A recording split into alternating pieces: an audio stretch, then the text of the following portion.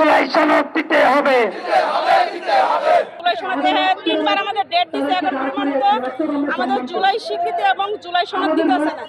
এখন কি এর জন্য দিতেছে না একমাত্র সরকারই জানে। সনদ পাইলে আমরা চিকিৎসা পাইমু, আমরা মানে সব রাষ্ট্রীয় স্বীকৃতি পাইমু, রাষ্ট্রীয় মর্যাদা পাইমু। সরকার মূলত আমাদের যে সনদের খসড়া দিয়েছে তার ভিতরে আমাদের জুলাই যোদ্ধাদের সম্পর্কে কোনো কিছুই তা লিপিবদ্ধ করা হয়নি। যেমন আমাদের রাষ্ট্রীয় স্বীকৃতি এবং নিরাপত্তা এই বিষয়ে বা জুলাই গণহত্যার যে করেছে ফ্যাসিস্ট সরকার সে বিষয়ে কোনো কিছুই তারা বর্ণনা করেনি।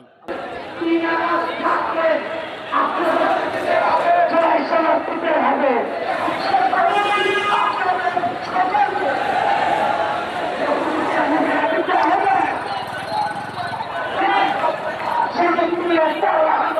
চিকিৎসা পাই না, ভাতা পাই না, এজন্য আমরা বারবার রাস্তায় নামতেছি।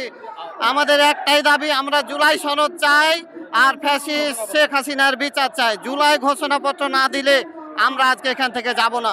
একটা বছর চলে গেল, একবার না দুইবার না তিনবার বলেছে আমাদেরকে জুলাই সনদ ঘোষণা করবে, কিন্তু 31 তারিখ লাস্ট ডে দিয়েছিল, আজকেও আমাদের জুলাই সনদ ঘোষণা হয় নাই। এর জন্য আমরা আজকে রাস্তায় নেমেছি।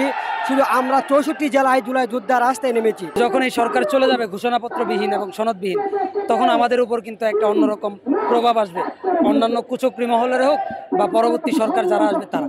আর আমাদের চাওয়া হচ্ছে জুলাই ঘোষণাপত্র এবং সনদ দিতে হবে। আমি 19 জুলাই শুক্রবার মহাখালীতে গুলিবিদ্ধ হয়েছি, কিন্তু এখন পর্যন্ত 1 বছর হয়ে গেছে। এখনো আমি যে গুলিবিদ্ধ হয়েছি, রাষ্ট্রের জন্য পঙ্গুত্ব বরণ করেছি, সেই স্বীকৃতিটা আমি এখন পর্যন্ত পাই না।